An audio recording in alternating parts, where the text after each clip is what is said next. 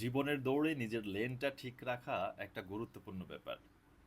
কেউ শুরু করে ব্র্যান্ডের জুতা পায়ে দিয়ে, কেউ শুরু করে খালি পায়ে ধুলো মাখা পথে। কেউ প্রথম দৌড়ে এগিয়ে যায় শত শত মাইল, কেউ বা প্রথম ধাপেই হোঁচট খেয়ে পড়ে যায়। এই দৌড়ের নিয়ম এক, কিন্তু পথ আলাদা। কেউ জন্মের সাথে সাথে পরিপূর্ণ নিশ্চয়তা নিয়ে জন্মায়, পেয়ে যায় সব কিছু।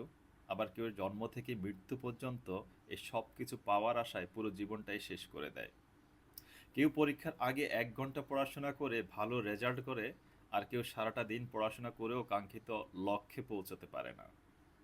আপনার সমবয়সী কেউ যখন ১ ক্লিকে তার কোটি টাকার বিজনেস সামলাচ্ছে, আপনি ওই কোম্পানিতে বারবার ইন্টারভিউ দিয়ে চাকরির জন্য ব্যর্থ হচ্ছেন।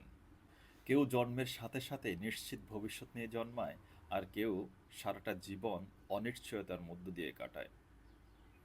এখন প্রশ্ন হলো, তাহলে জীবনের মানে কি অর্থহীন? কারো কাছে হয়তো বা হ্যাঁ, কারো কাছে না।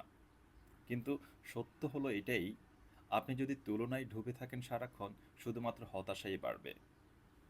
তাই জীবনকে অন্যের দৌড় দিয়ে মাপার দরকার নাই। শুধুমাত্র গন্তব্যটা ঠিক রাখেন, নিজের লেনটা ধরে রাখেন। গন্তব্য কিন্তু বড় নয়, সবচেয়ে বড় ব্যাপার হচ্ছে আপনি এক পা এক পা করে সামনের দিকে এগিয়ে যাচ্ছেন কিনা। সবাই ভালো থাকবেন। আসসালামু আলাইকুম রহমতুল্লাহ।